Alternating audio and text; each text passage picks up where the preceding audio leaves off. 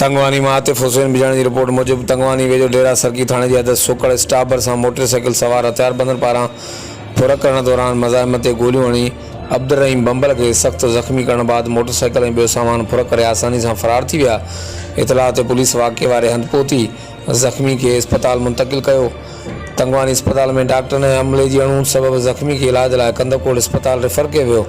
और ज़ख़्मी के वारसनि ऐं JUI कारकुन कारी किफ़ायतुल्ला खोसो, फज़ल खोसो, मौलवी अब्दुल बासित बिजाणी ऐं ॿियनि जी अॻुवाणी में फुर वाक़े ऐं नौजवान के ज़ख़्मी करण सां गॾोगॾु तंगवानी अस्पताल में डॉक्टर ने अमले जे अणुनि ते एहतिजाज कयो।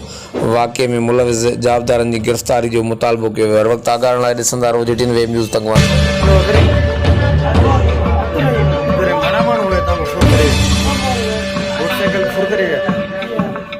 घणा माण्हू हुयो?